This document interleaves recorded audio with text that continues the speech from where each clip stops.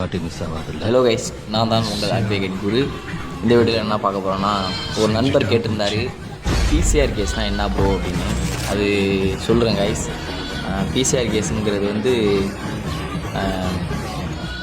தாழ்த்தப்பட்ட மக்களை அடித்தாலோ இல்லைனா அவங்கள ஜாதி ரீதியாக திட்டினாலோ பிசிஆர் என்ற ஒரு சட்டத்தை போடப்படுகிறது.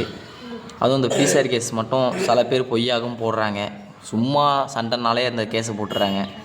அதேமாரி பட்டியலிய மக்கள் என்ன பண்ணியிருக்காங்கன்னா, இன்னொரு சமுதாயத்தில் போய் தெருக்குள்ளே நீங்கள் என்ன மோதி பக்கண்டா வாங்கடா, ஒரு ஊரில் நடந்தது மோதி பக்கண்டா வாங்கடா, சட்டம் எங்கள் கையில் அப்படின்னு இவங்களும் பண்ணுறாங்க.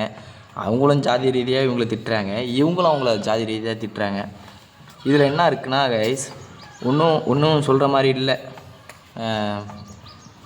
நிறையா இது மதுரையில் ஒரு நடந்த சம்பவம் தான் இது.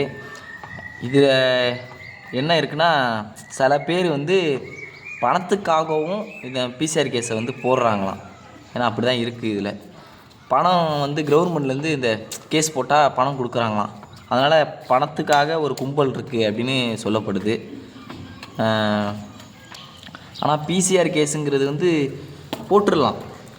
இப்போ தாக்கப்பட்ட சமுதாயத்திலேருந்து 4 பேர் சாட்சி சொல்லணும். அப்போ தான் இந்த வழக்கு பதிவு ஸ்ட்ராங்காக இருக்கும். பிசிஆர் கேஸுங்கிற சட்டம் வேறு எதுவுமே கிடையாது. இதுதான் பட்டியலின மக்கள் தாக்கப்பட்டால் இப்படி தான் நடக்கும். ஆனால் இதை நியாயமான இந்த கேஸை போடணும்.